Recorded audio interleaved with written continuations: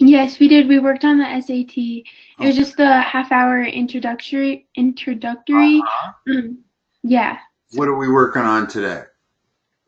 I just got the results back from the last PSAT that I took, Uh-huh. which was October 8th, and the part that I struggled the most was with the calculator math section. And Okay. it was more towards the end of the section. So the first half was okay, but then towards the end, things So, started.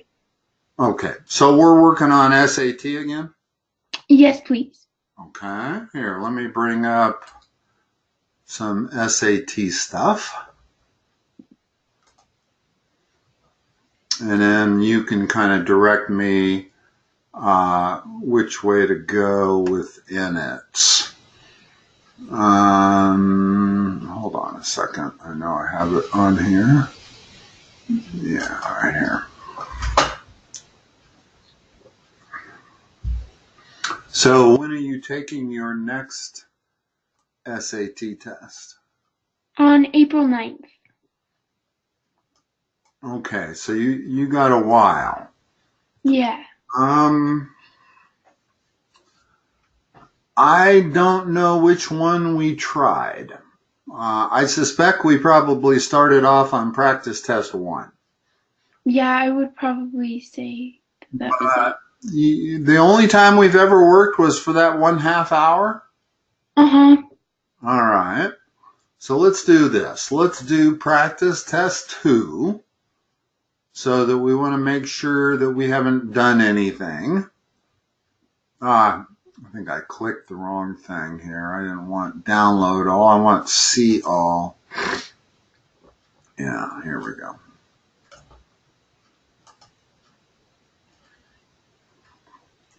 And I'll make note as to how far we get on this particular practice test. And then next time we work, we can just go up from there. All right, sounds good. And that way we're not in any danger of, tell me again what you said your weakest area was? The calculator section,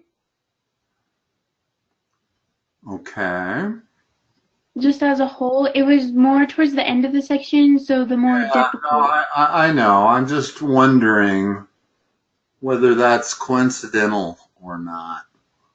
In other words, you had a higher percentage rating on your no calculator section than you had on your calculator section. Yeah. Okay. So when you take the test, do you feel like you need a calculator?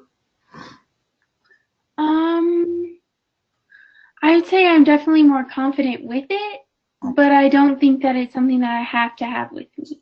So on these no calculator problems, you don't have any problem on them at all. At Mm-mm. least you don't have a problem by not having a calculator.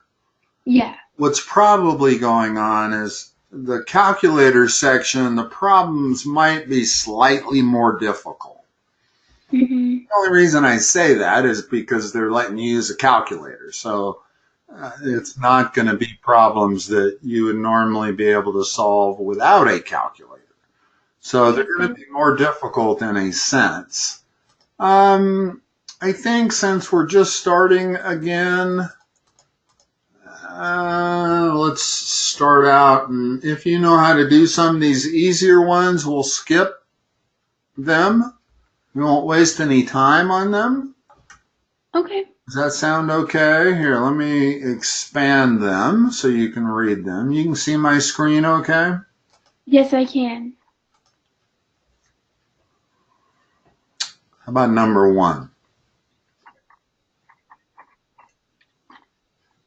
Um,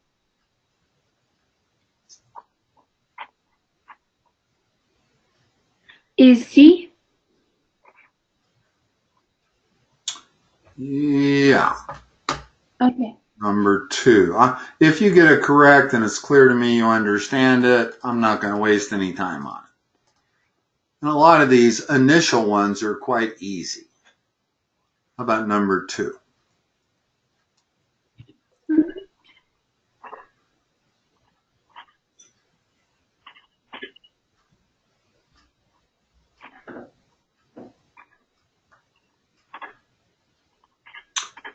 Tell me how you're doing number 2. I started with just plugging and chugging with the ordered pairs, and right now I would say that the answer is letter B. Okay, I like that answer. In other words, there's a couple of ways to do this problem. You could certainly Okay. solve it by elimination, but then we'd have to multiply the top equation by something. Mm-hmm. But you definitely know, here, excuse me. I like, what did you call it? Plugging and chugging? Yeah. Yeah, it's one of my favorite solutions on the SAT. Okay. You know this one can't be right because in other words, X and Y have to be the same values, opposite numbers, right? Mm-hmm. And this one can't be right. So it's either this one or this one, which both satisfy equation number 1. So the question is, which satisfies equation number 2? You said B, 6 minus a minus 4 equals 10. That's probably all the work we need to do.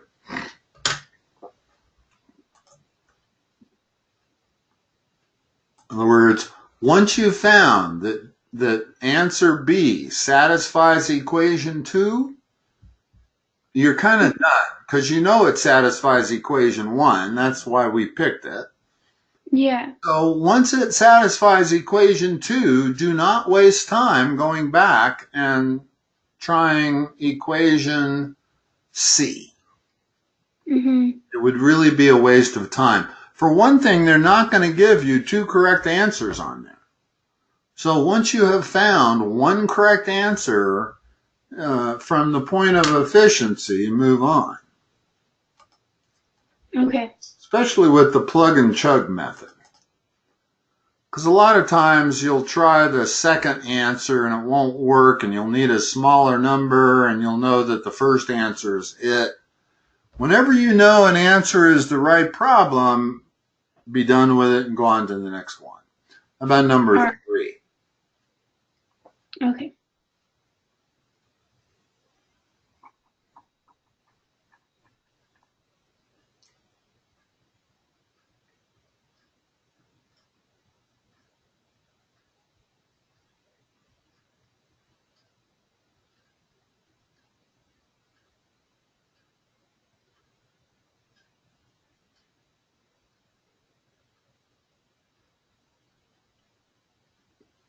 I'm for 3. I would go with C.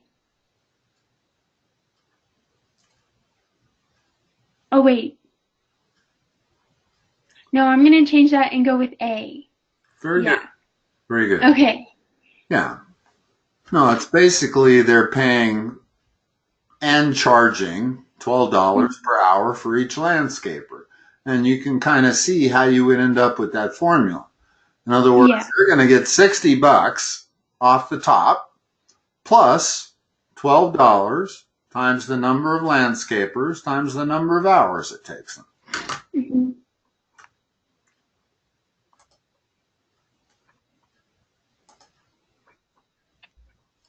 At number 4, now they're getting a little harder.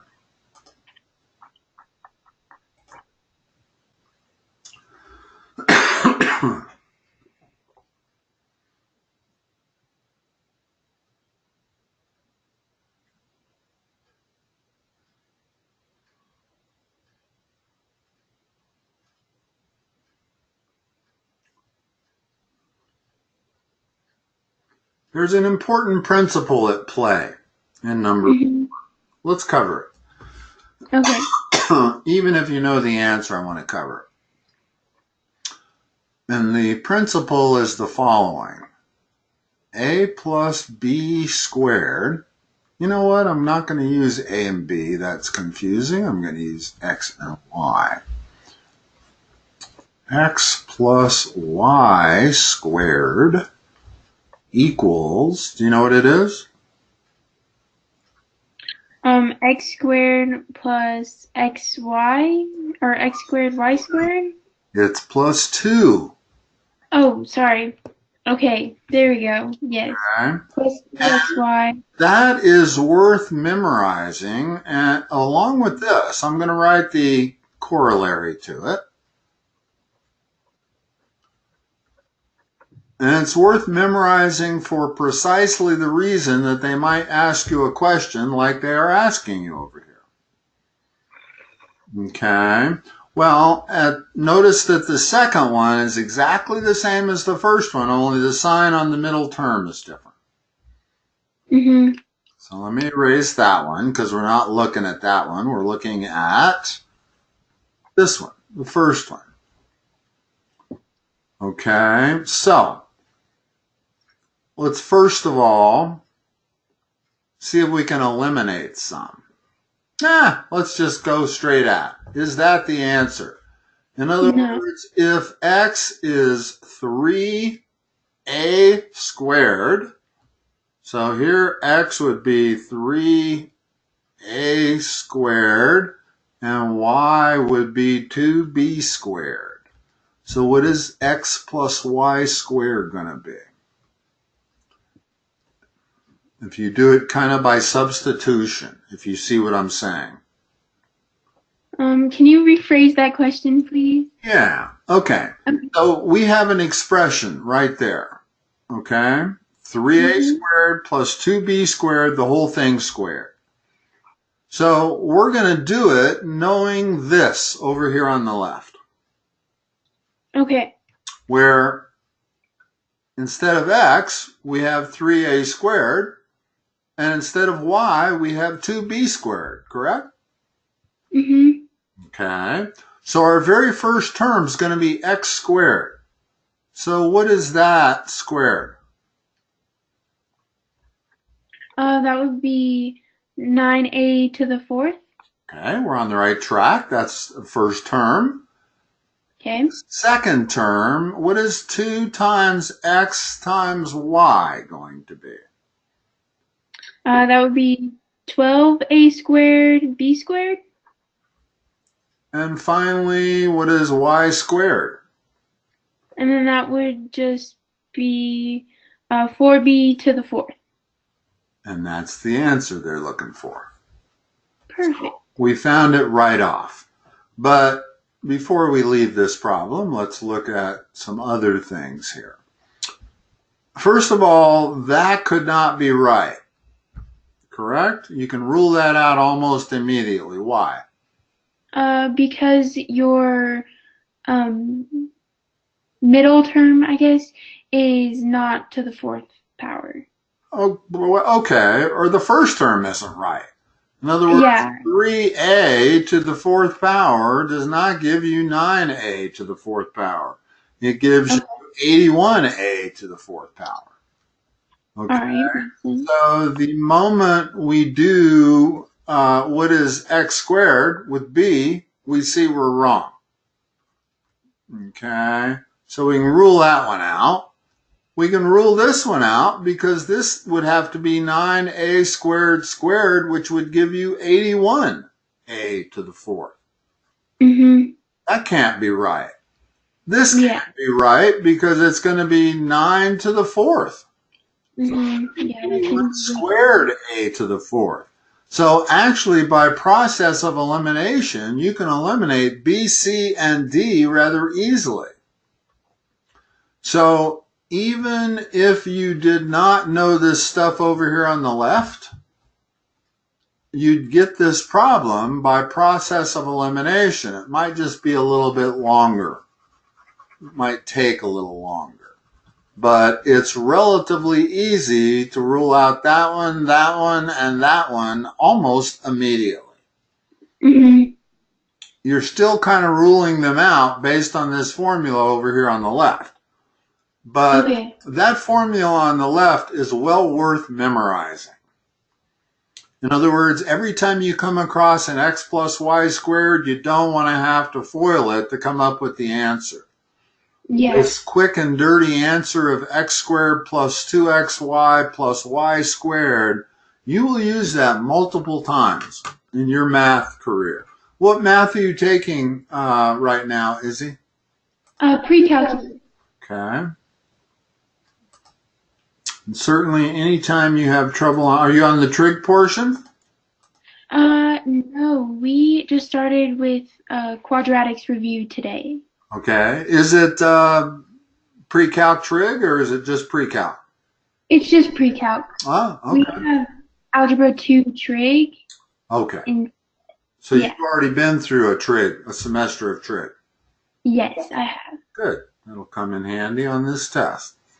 Awesome. Although they don't ask that many trig questions, but the ones they do, you'll have an advantage on anybody else. Okay. So number 1, 2, and 3 were pretty easy. 4 got a little harder. We're into the medium difficulties now. And just a word on that degree of difficulty. It starts over every time you start a new section. Okay. In other words, the moment this is a non-calculator section, the moment we go to a calculator section, we start over again with easy, medium, hard. The moment we switch to a grid-in section, Yes. we start over again with easy, medium, hard. Okay? Mm-hmm. So that's the way it works on that. Okay, how are we going to do number 5? So I see immediately that in the instruct, or I guess in the problem, it says that x is equal to 7. So I put 7 in the equation for x. Here, I'm sorry, hold on, let me turn my thing on.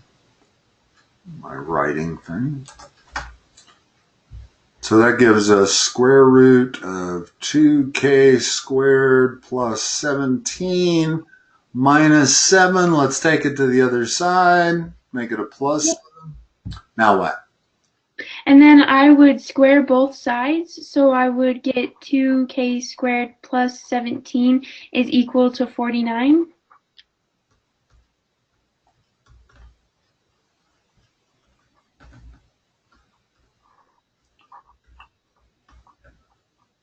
What's the answer? And then I got 6 as the answer. Oh wait, 6 isn't an option, so something's wrong in my computation. Very good. Actually, you just learned a lesson. Okay. If you do all the math and your answer's not on there, that's an alert. They're giving you a favor there. They're saying, okay, we're giving you a chance to do the problem over again. What is it? Okay. So I got where. Did you see my stuff on my screen? Yes. Okay. So now I have that k is equal to 4. Okay. I'm gonna try to do these in order. So let's do 6 next. Okay.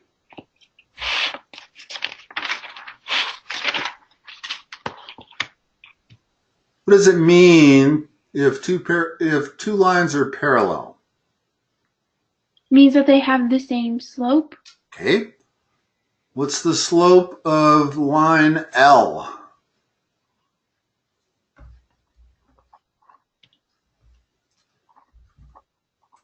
Would be 2 over 5.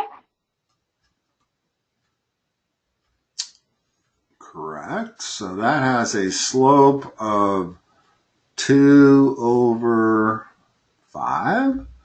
So we know the slope of line K is? The same, 2 over 5. Okay, so how are we going to figure out what P is? You can use Give me an equation to write. slope-intercept form. We don't even need slope-intercept. How about just slope?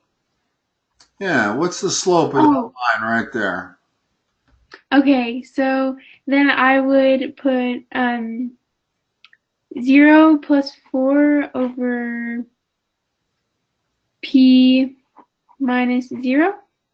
Uh-huh.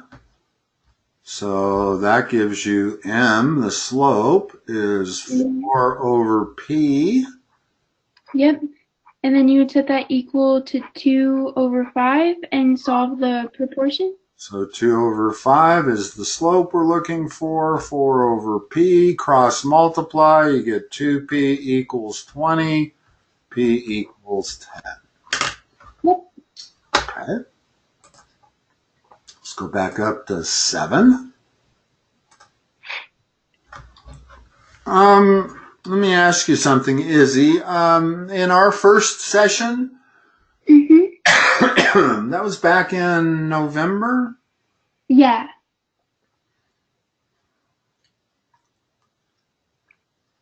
Have I given you any of the, in addition to doing one-on-one tutoring, I also do presentations on the SAT, 5-hour PowerPoint presentations to schools. Okay. What school do you go to in the Springs? Palmer Ridge. Palmer Ridge, okay. Mm-hmm. I did a presentation last year at the other Palmer, the one downtown. Okay. And I also did one at the high school on the Front Range there. All of a sudden I can't think of the name of it. But at some point before April, instead or in addition to going through problems, I think I want to run you through a few of those. Okay, sounds good. I'm not going to worry about it tonight because that's on my laptop computer, that PowerPoint presentation, and I kind of need it to do that, but it's probably worthwhile us doing maybe a half an hour of that. I don't need to do the whole 5-hour. Well, first of all, the 5-hour presentation is on all the subjects, Okay. verbal and the math and so forth. Mm-hmm. And you're good on the verbal or not? Yeah, I do okay on the verbal. My last score was a 650. Okay. So Okay. I'll take it. You're fine there. Because I have quite a bit of stuff. The presentation I do is more along the line of general strategies to use when taking the test. Okay. Regardless of what section you're using, whether it's math or whatever. And I have actually found those to be somewhat helpful. In a 5-hour seminar, you can't just go through problems like we do here. Yeah. So I don't do any of that in those 5-hour seminars, but there is some pretty good information in there that's worth covering. So I'm going to remember that in the future, and the next time we do a session, or at least as we get closer to test time, I'll switch to my other computer and we'll have access to that. Okay. Is there a certain time frame that I could just put it in like the comments for the session when I book it so that we can remember to go over them? There's a place when you book a session, if there's something specific you want to go over, we can certainly do that. Okay, and do you recommend a month before, a week before? That's a good question. I'm not sure. Okay. I'm going to start. The last one of those I did was in November, and they don't start up again until February. And in February and March, I'm going to do another 8 of them. So maybe let's wait until then. Okay, sounds good. And it's not necessarily something you have to schedule.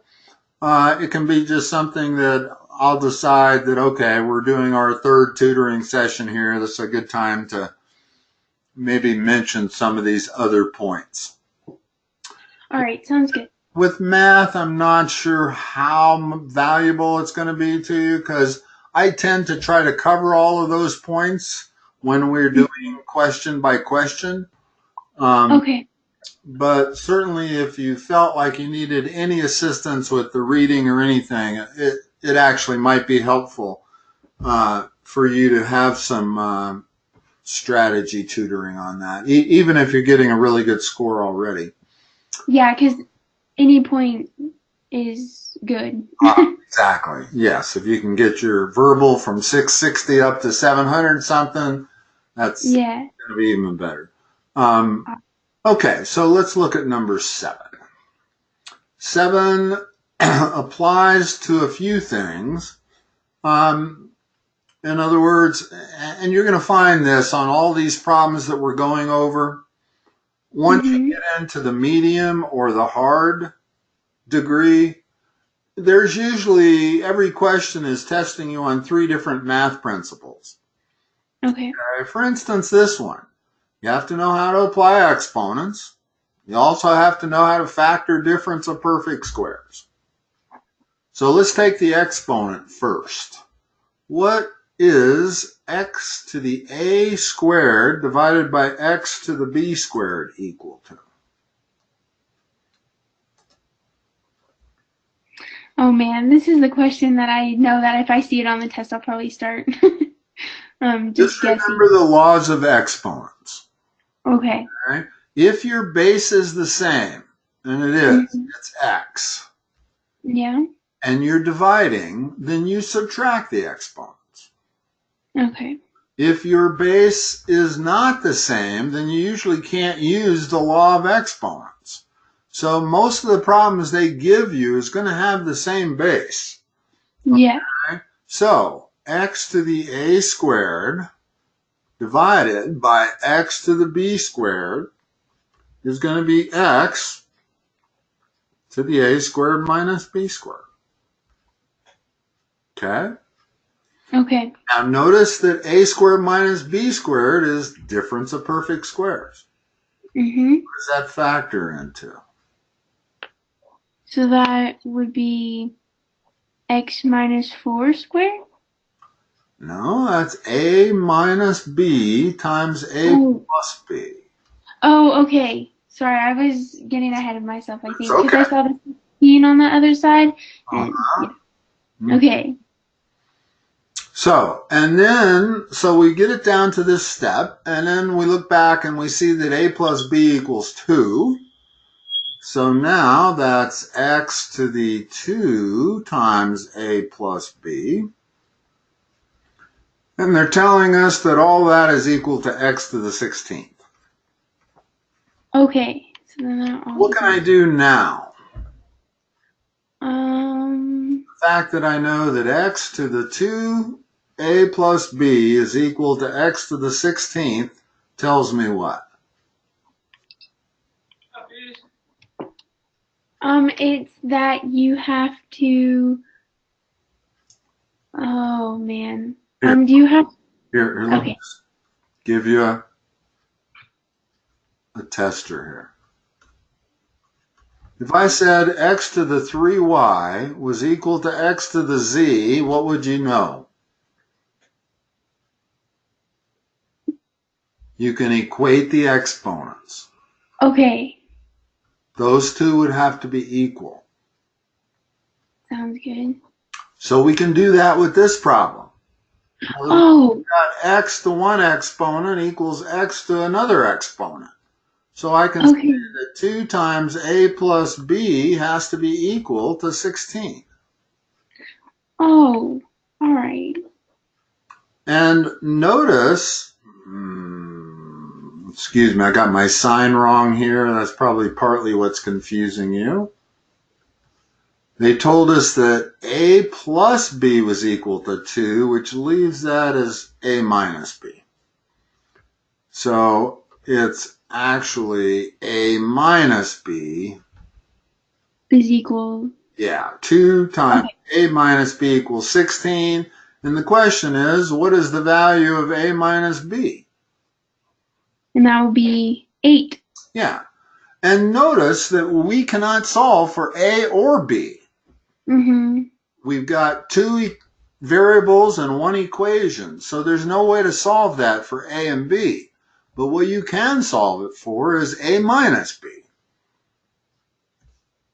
Okay, and so always kind of remember that when they're asking you questions where they're not asking you what is A and what is B, but they're asking you what is A minus B or what is A plus B or something like that. Sometimes you can solve an equation for that precise thing, like this. We do know that A minus B has to be 8. Okay, so it definitely helps you if you read the problem carefully. Without a doubt. In fact, that's probably one of the biggest mistakes I make in tutoring. Yeah. And to the point where there's a lot of problems where it's worth underlying key parts. Even on this, it's worth knowing, first of all, that's not particularly important. What I would underline is that and that, because this tells you what A plus B is equal to, and this tells you what they're looking for is A minus B. And that kind of is a clue that, I'll bet we have an A minus B times an A plus B. What is that? That's A squared minus B squared. So this problem addresses the law of exponents. It addresses factoring, difference of perfect squares, and then a simple algebra problem. So there's still 3 different things in this problem. And that's the way a lot of these on these practice tests. This particular practice test is from the College Board, the people that write the test.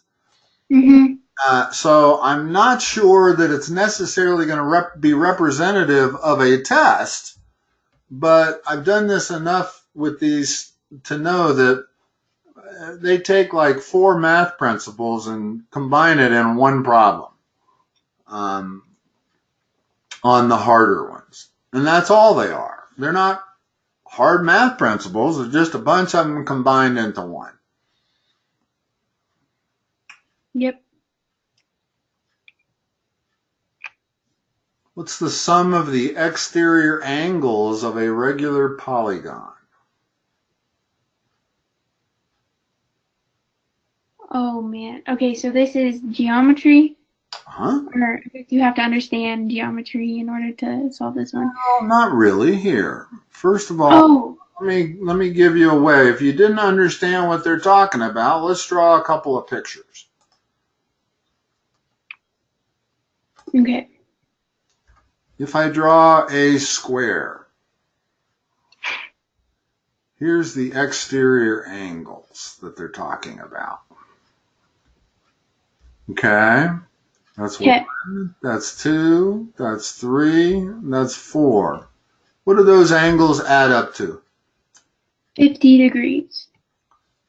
It's 90 plus 90 plus 90 plus 90. Oh, sorry, oh my. Okay. 360, okay? Yep. Now let's take a triangle. And let's draw the exterior angles.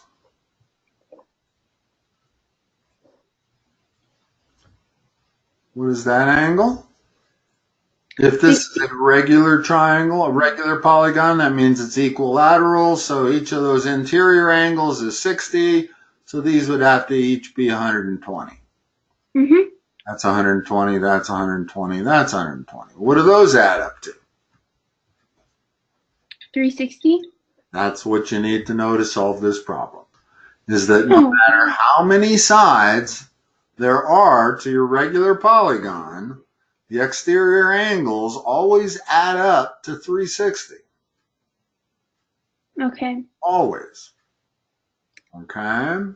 So if the measure of an exterior angle is greater than 50 degrees, what's the number of sides it might have?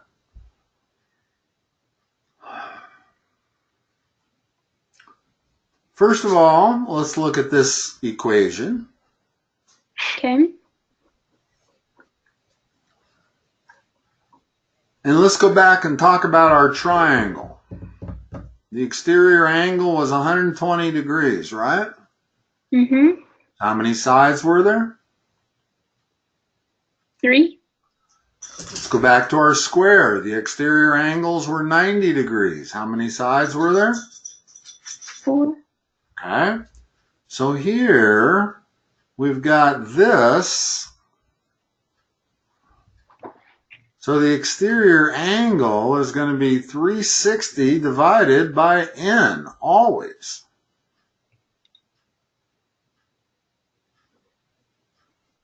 And they're saying that the exterior angle is greater than 50. Well, if you look at that, 360 divided by 8 is not greater than 50, right? Yep. And they say, what is the greatest number of sides it can have? Where should we start? Should we start at 8 or should we start at 5? I would start with 8. Yes. In other words, a lot of times when you're plugging and chugging, you don't always just start at A and go to D. When they use a word like greatest, well, if we found that 5 worked, in other words, answer A, we wouldn't know if that was correct because we'd have to try 6, 7, and 8. But if we start with 8 and work our way down, the moment we get to something that works, we'll have our answer. Okay? 8 didn't work because 360 divided by 8 is 45. Does 7 work? No, it does not. What's 360 divided by 7? Oh, wait. It's greater than 50? Oh, yeah, so 7 would work. Because it gives you and we're done. We don't do any more work. Okay. In other words, we know 7's going to work, and we intuit that all numbers less than 7 will work. Because as the number gets bigger, the angle gets smaller, and so forth. So we have our answer. Okay? And even though this is in the non-calculator section, dividing 7 into 360, the first number you get is 5. You know you got greater than 50 degrees.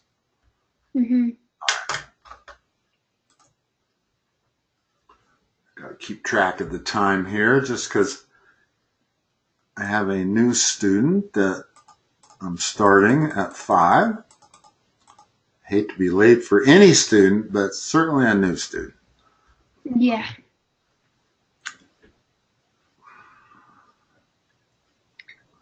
As long as we're looking at an imaginary, let's do 11 before 9. Okay. Just because these are actually pretty easy, 11 is. Might not look easy, but it is. Yeah.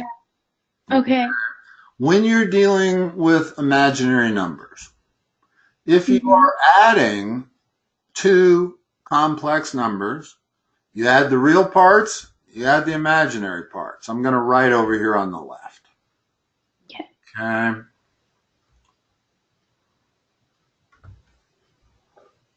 In other words, if I have 3 plus 2i, that's complex number format, plus 2 plus 6i, well, when you're adding them together, you just add the reals. So what's the answer to that? That'd be 5 plus 2i plus 6i? Oh, wait, no. So what's the final answer? 5 plus what? Plus 8i? Yes. Okay. So addition is very easy. Turn it into subtraction, what's the answer?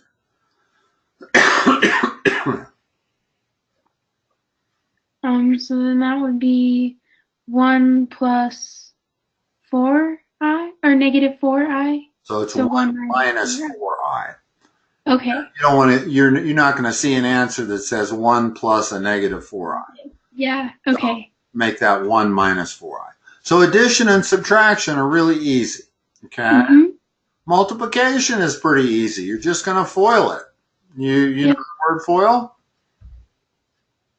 Do you know what FOIL means? Yes, I do. Okay. That's how you're going to solve it.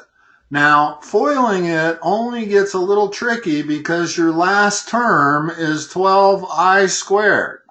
Mm-hmm. And I squared is always equal to minus 1. If I is equal to the square root of minus 1, then I squared has to be equal to minus 1. So I Mm-hmm. squared is not a complex number. It's a real number. So whenever you run into I squared, make sure you convert it to minus 1. Okay. Okay? The only process that is at all difficult is when you're dividing. And that's because you're not really dividing. Here's our problem. And by that, I say the following. If I have this, is that a division problem? Over on the right?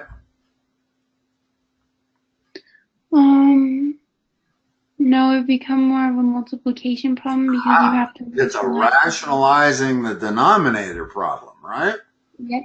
In other words, what I have to do is multiply the top by root 2 and the bottom by root 2, and so I get square root of 2 over 2. So that wasn't a division problem at all. It was a multiplication problem. Same thing with complex numbers. What we have to do is make the denominator real. You cannot have a complex denominator. So the way you make it real is by multiplying the bottom by the conjugate. Okay. Conjugate is the same two terms, different sign between them. Since I'm multiplying the bottom by that, I got to multiply the top by that. In other words, is all I'm doing is multiplying that thing by the number 1. My number 1 is 8 minus 2i divided by 8 minus 2i. Mm-hmm. Now, what that's going to give you, I'm going to do this a little faster because we're running out of time here. On the bottom, we're going to get 64 minus 16i plus 16i. Those two terms always cancel one another. That's the reason we multiply by the conjugate. And then minus 4i squared. There's that I squared again. Well, what's the bottom become? What does 64 minus 4i squared equal to? So then that would become 64 plus 4. So the bottom becomes 68. It's a real number, okay? Now, real quick, I'm going to do the top again because we're running out of time. I'm just going to FOIL it.